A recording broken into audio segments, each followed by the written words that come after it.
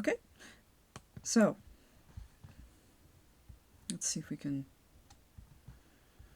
There we go.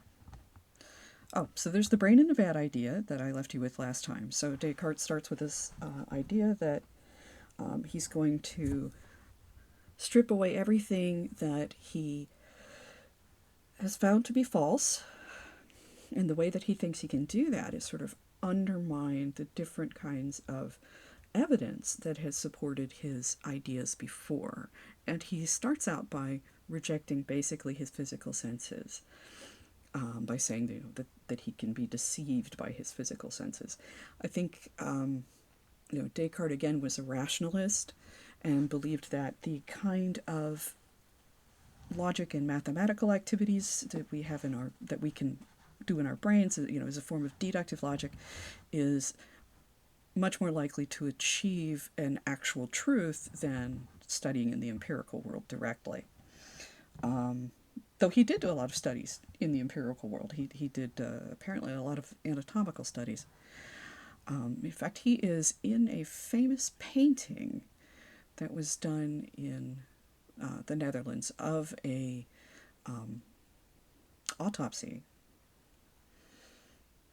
of a human dissection event, and all these very important people are in the picture, and I think this is the one where they're gesturing to the hand, and Descartes is in that group as well. Famous painting.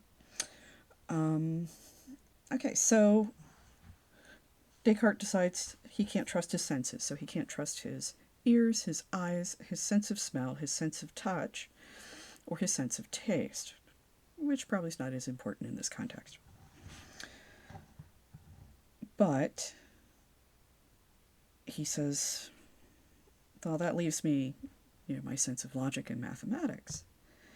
But then he decides he can't trust those either, because maybe there is this really horrible evil genius that is super powerful, that can deceive him about absolutely everything, that can even get in his head and make his math wrong.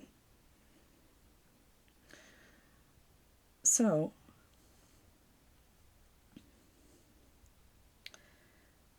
that's the evil genius. And then he's got to figure his way back out of this. Can he find something, having rejected his senses, having rejected mathematics, having rejected logic? Is there anything left that he can find to believe in that's going to be, one of these premises that's going to support a overall scientific system that's going to kind of function like mathematics, right? Like the way that axioms lead to a theory, or theorems lead to an axiom, or axiom, I forgot which one. Anyway, but just in a form of mathematical proofs, right? He wants scientific proofs to function in that way. There's problems with that, but we'll get into that later.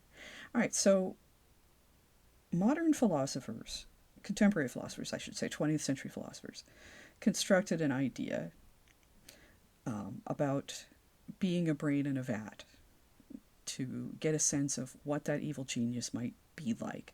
In fact, this is not a brand new view in a way. This ability to kind of try and separate the mind-brain away from the physical body. I think it goes back at least to Averroes. I think Averroes. But anyway, this is our current expression of the idea. So the brain in the vat, Descartes is imagining that essentially everything that he experiences, right? Everything he sees, tastes, touches, smells, hears, can be deceived, can be tricked. There's this little demon running around in front of him and making the roses blue before he can see them. Everything that he experiences, in this case the evil genius, is really the computer, its programmer, where the computer is, via these sort of electrical signals, giving signals to this brain and causing it to have the experience of actually doing an experience and feeling some of the things that it's not otherwise going to feel or experience, right? So everything that this brain experiences has been programmed into it from this computer. None of it is real in the ordinary way we think of, right? So they give the example here of the brain imagining that I love to run, and not only does it not necessarily love to run, it doesn't know what running is. It's never actually experienced running. It only thinks that it's running. It's only having this sort of pre-programmed experience that it's running, when in fact it's just kind of maybe bobbing up and down in the bubbles. So I like to leave you guys with this idea at the end of the last lecture, but I still want you to kind of get a hold of it. Imagine, if you will, that you are, all of us right now, wherever you are, whatever you're doing, you're just a brain in a vat. Really. And all the experiences that you have, from what you touch, what you see, what you feel, what you smell and taste, it's all been programmed into you. All of the experiences you've ever had, all of your memories, they're false. They've just been programmed into you. You've never actually had any of these experiences. You're not really, presumably, sitting or laying in front of your computer right now.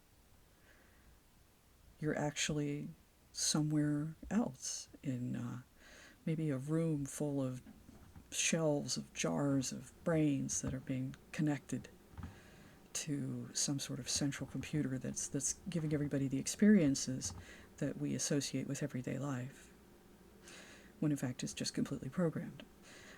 I've asked several of you if you've ever watched The Matrix, in the same way that when Neo was in his vat, was having all of his experiences programmed into him, and they weren't real at all. So, he thinks he's, a computer programmer. He thinks he's at a club with his friends, and he is, in fact, he's in a vat somewhere. His physical body is in a vat somewhere, and is just having all of these mental experiences from the Matrix itself. Okay, so I asked you to think about what it would be like to be a brain in a vat, and how could we tell that maybe we're not? Okay. Yeah, this is one of those signs I spend too much time on the internet. I just like this idea. Not sure if real or just a brain in a vat. Descartes goes on to talk about, this is where we go into the second meditations, and he starts out with this idea of he's completely overwhelmed. He thinking about the evil genius, tricking him about everything, that he could be completely mistaken. He could, in fact, well, he doesn't say this, but he could be a small purple being, on the planet Zubar, that just happens to think that it's a human sitting in a chair and is a philosopher and having all these experiences. Am I a man dreaming I'm a butterfly, or am I a butterfly dreaming that I'm a man? And he gives us this example of looking for that one idea that he absolutely cannot doubt, even if he is being attacked by the evil genius that can even deceive him about mathematics and logic. And he compares it to Archimedes, that fulcrum point that Archimedes needed to place his lever. He said he could move the entire world if he only had a fulcrum and a lever long enough to do it.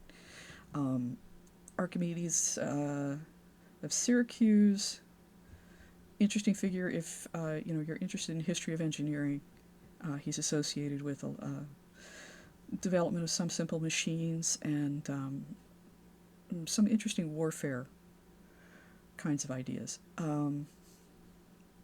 defenses and weapons of offense.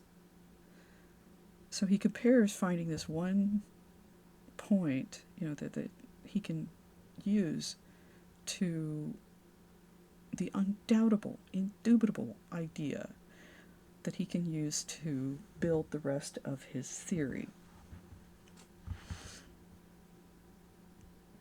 Okay. And he's going to rely on clear and distinct ideas. I think hallmark of true knowledge for Descartes, something that is clear, cannot be denied, something that is distinct, that it cannot be mistaken, for something else.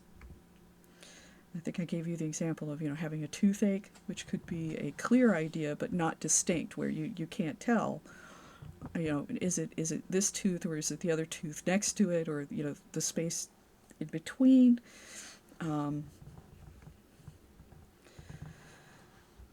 Let's see, something that is clear, that cannot be denied, and distinct, say, having just stubbed your toe, you can't really mistake that for anything else. Clearly you cannot deny that you are in pain, for that breath-sucking moment right after you do it, and you cannot be mistaken about that experience is anything else. Unless you're a brain in a vat. But anyway, and he's going to assert at some point that God would not allow him to be deceived about clear and distinct thoughts. So he's looking for an idea that is both clear and distinct to act as his fulcrum from which to develop the whole rest of his scientific system. Let's see if he does this. And it's related to being a brain in a vat. So this little phrase right here,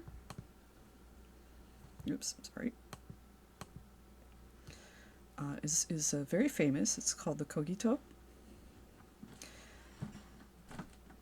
But in order to be deceived, I must exist.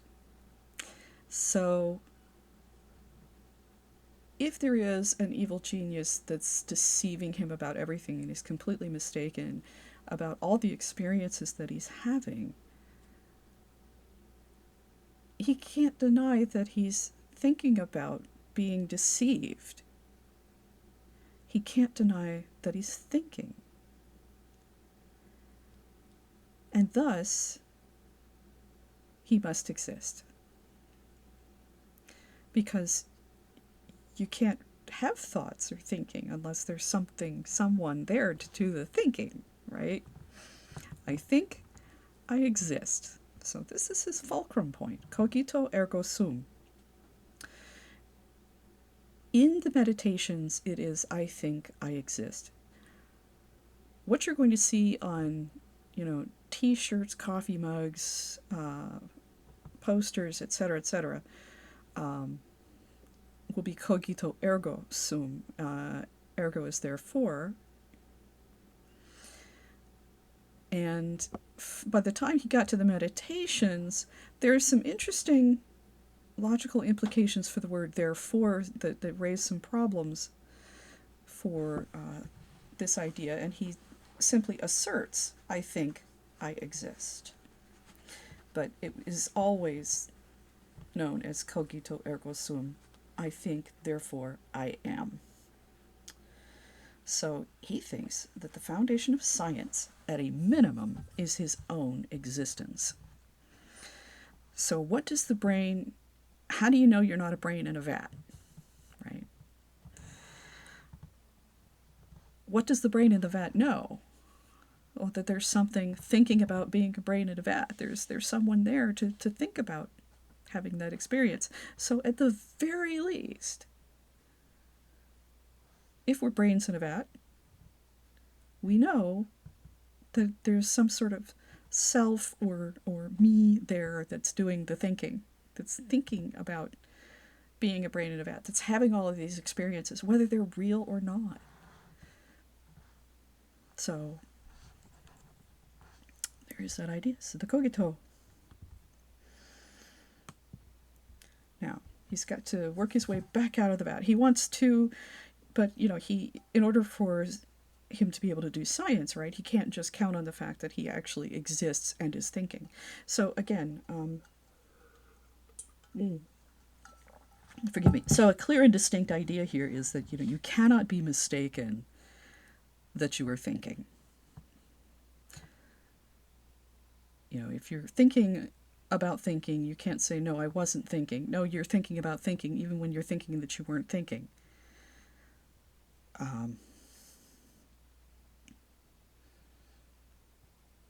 Anyway, going back to Anselm for a second in my head. So Descartes has to sort of gain back his senses and perceptions and things. And he thinks that he not only thinks, but he imagines and senses as well. That thinking is not just thinking about whether or not you're being deceived, but you can have imaginations, right? Daydreams and so forth. And he can have really a perception, right? Interpretation of sensory data into experiences. And he thinks that the more certain perceptions he can experience, the more certain it is that he exists, right? I guess the more clear it is that he exists. This move is thought to be philosophically questionable. So, kind of, so I've got to pee here, so that means that, and I'm having all these other kinds of thoughts too, right? Not just thinking about thinking, but I'm thinking about what I'm going to have for lunch today, and and putting together the sensory data in front of me and making it into this tableau of my experience, right? So he's so there's got to be something else there giving him this information, and he feels like, well, the more and more stuff that I experience, the better and better my senses are, and the more engaged I am with the real world, and the more I can trust. Okay, but we're not sure about that. His next move is kind of interesting. It is, let's see. Now, it's later in the book that he does his own version of the ontological argument. And remember at the very beginning, right? He's sending this off to a group of priests in Paris to try and persuade them that religion is religion and science is science. And we ought to just kind of get over ourselves and let the scientists work on discovering what's going on in the world, right?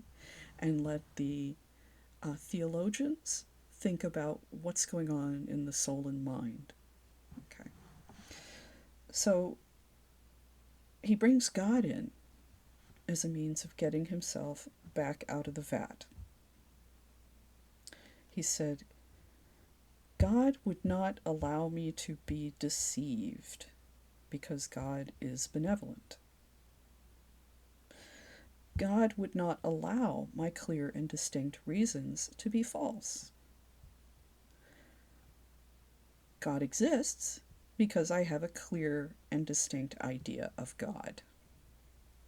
It's slightly more than that, because Descartes also says that, and this is, I think, part of his ontological argument as well,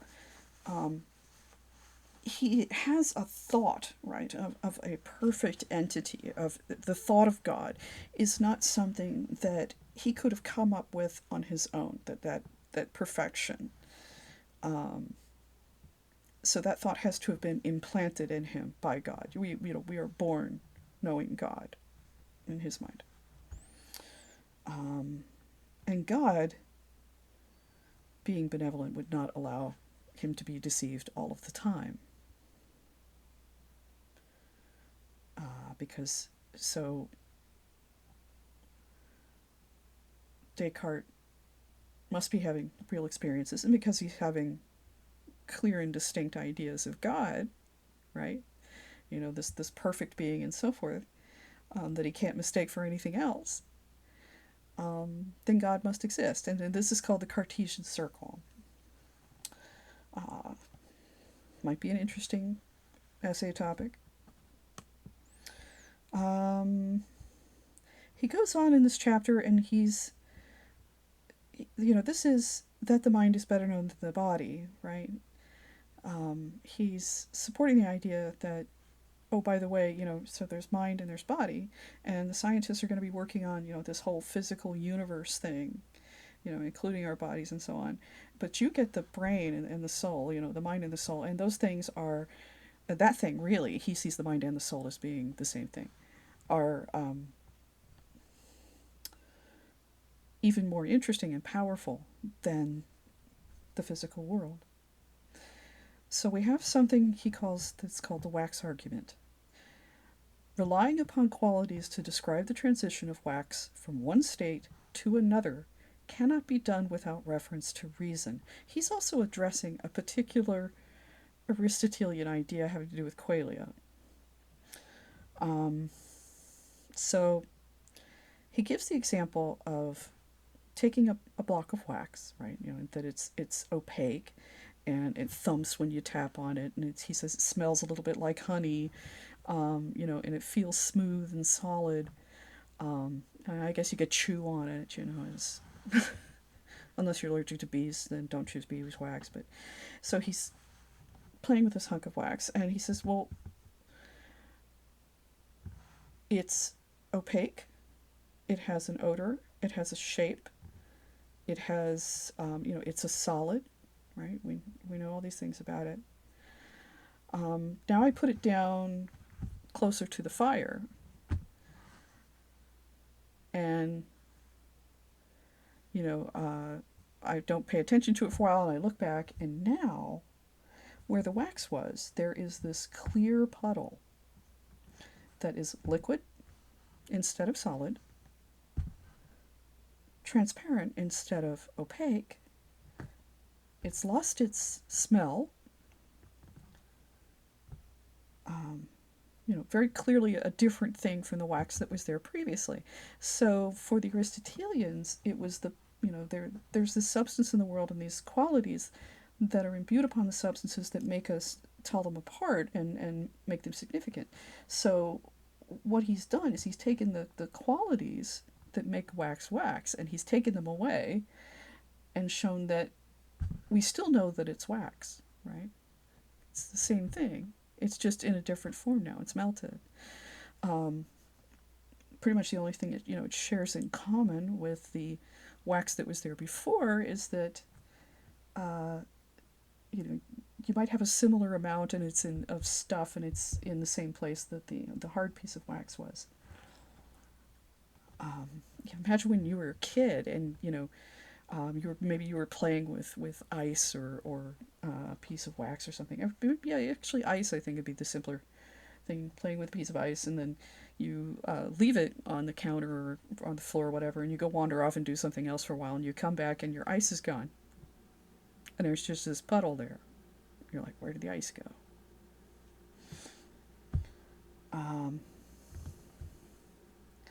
So the only way for us to know that this puddle here used to be the wax is because we can think about it. It's not something having to do directly with our perceptions. It has to do with our own minds. Okay. We have to imagine the transition from one state to another.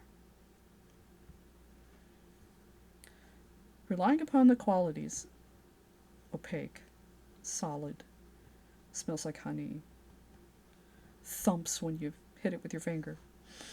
Relying upon qualities to describe the transition of wax from one state to another cannot be done without reference to reason.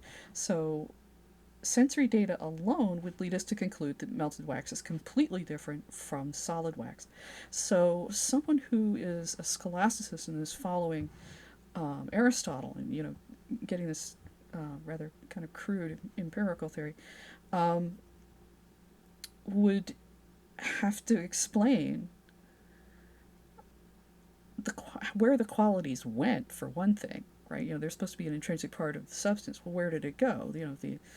The smell and the qualities of opaqueness and so on and so forth. Let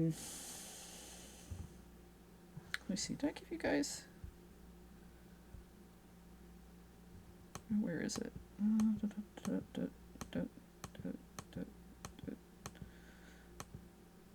Okay. Well, never mind. Sorry about that.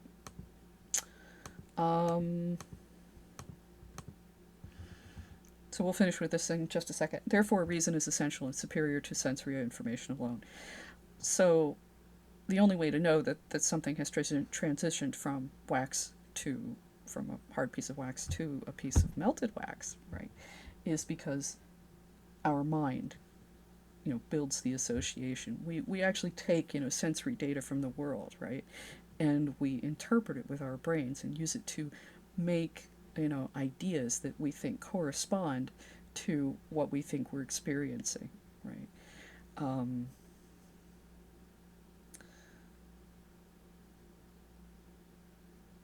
If you think about it, using vision alone, I mean, I'm assuming that I'm in a three-dimensional space and that the wall is a certain distance from me, and there's a lamp over there and a cup here and so on and so forth, and they all have these different positions in space that I can use with my mind without touching them, right? Reaching to feel that they're there, and I kind of put them in their place in my mind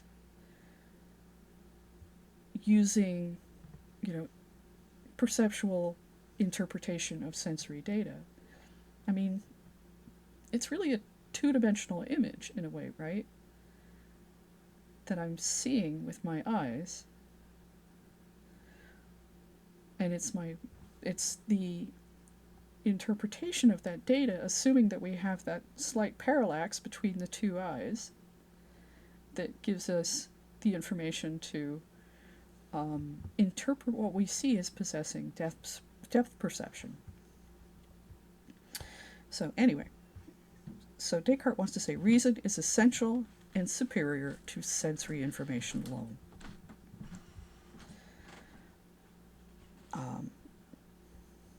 And that's what makes him, at least in part, a rationalist.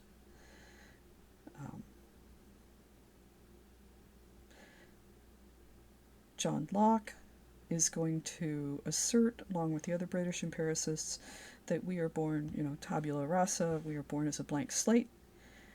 We have all the information, all the thoughts and everything that we have come from experience that we start learning from the moment we're born, from sensory experiences that are impressed upon us by the world. Okay. This is going to be a useful distinction later on. When we look at mind-body dualism, Descartes is what we call a substance dualism. He asserts that the physical world and the stuff of the mind are literally different things, altogether different. He says that the physical world is res extensa. Res means things, or I like stuff, but it's things. Res extensa means that, extended things. And by extending, he's talking about extending into the physical world, that they take up space, that they have mass, that they have dimension. If we were in class, I'd ask for examples, right? Like your phone or your hand and things like that. The mind, however, is thinking stuff or thought things. They don't possess dimension. This would be more cogent if we were in a classroom together, right? No matter, you're sitting in a room with other people, or in a classroom, you can imagine, of course, and everybody's thinking, right? And we're all having, different thoughts or very connected thoughts, and it doesn't matter how hard we're thinking or how big our thoughts are, right? How big the space is that we're trying to encompass in our mind, and, somebody's thinking about what to have for breakfast and someone else is trying to think about the nature of infinity.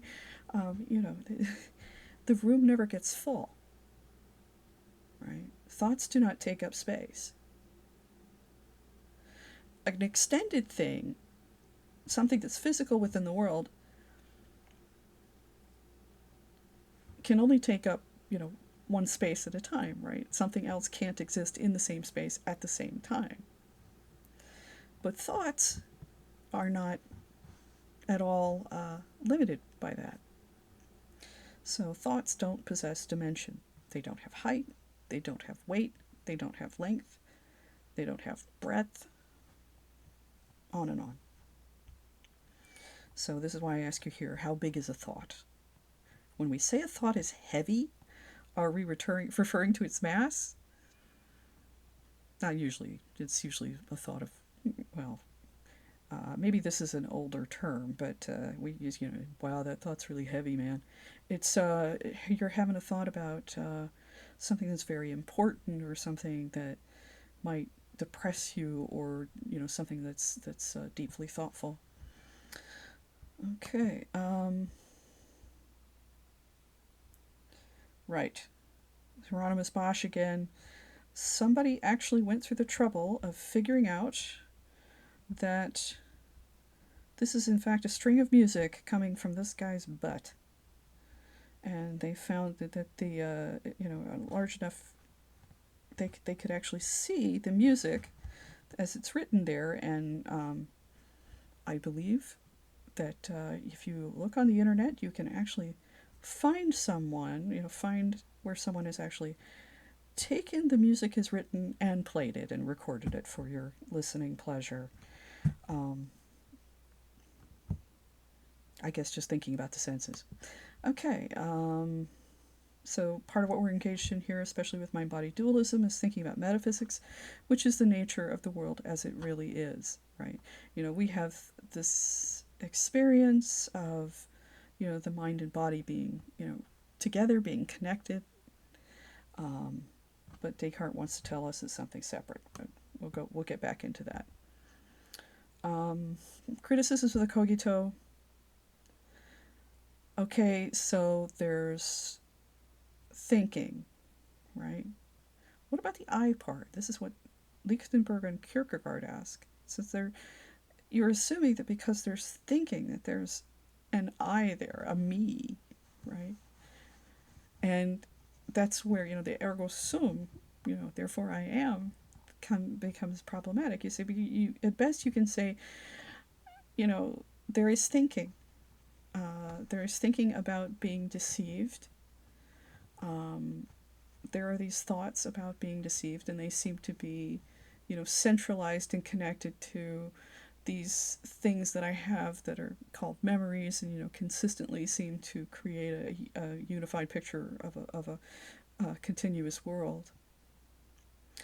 Then there's the continuity problem.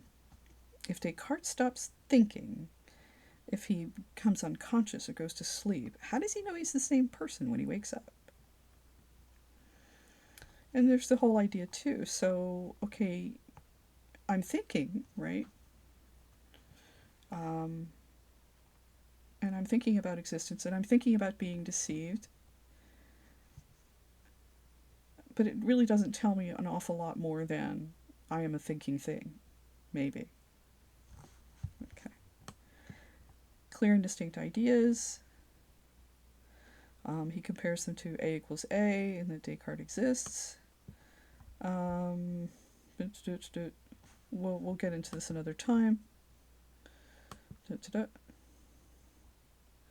This is a joke based on Archimedes. Philosopher pickup lines. I'll let you view that at your own relative leisure. Hey baby, want to see my form of the good? It's immutable and self-justifying. The mind-body problem? Get up. No. I have one more joke for you, and then we'll call it done. René Descartes goes into a bar. Bartender is standing there, and he says, "Can I get you something to drink?" And Descartes says, "I think not," and disappears.